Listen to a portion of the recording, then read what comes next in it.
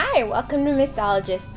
So, the Paloma, which apparently means dove in Spanish, is the focus of this cartoon, animated feature. I don't know.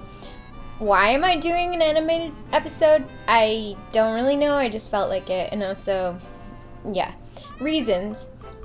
Anyway, it was World Paloma Day on May 22nd, but I went to a beer fest on May 21st, so there was no way I was doing an episode on the 22nd. So it's a few days late, but better late than never, yeah? So not much is known about the history of the Paloma other than it came about much later than Prohibition. Probably think like 1970s or so.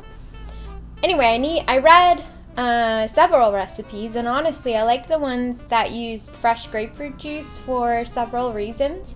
One, I'm assuming that a drink made with fresh grapefruit juice would have less sugar than using grapefruit soda. And I'm assuming the cocktail would taste a lot better with fresh grapefruit juice. So, and I also disagreed with most of the recipes I saw because they wanted you to mix the drink in the glass. And I just don't understand that because, obviously if you're using grapefruit soda, yeah, that makes sense. But if you're, using a bunch of ingredients, which is what I saw recommended, lime juice, simple syrup or agave, etc., and it has tequila, then it really should be shaken. Anything with citrus should be shaken. So I was a little confused by that. Anyway, so here's how I would make this cocktail. 2 ounces of tequila, and my favorite tequila is Espolon. Half an ounce of lime juice, and 1/4 ounce of agave nectar or simple syrup.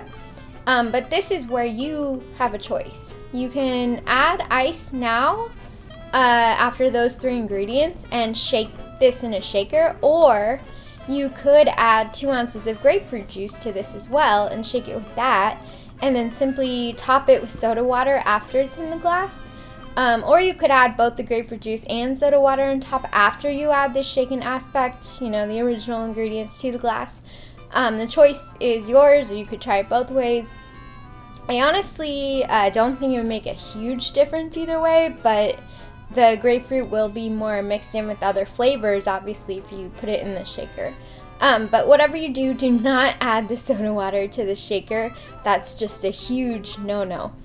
Anyway, happy belated World Paloma Day, and cheers!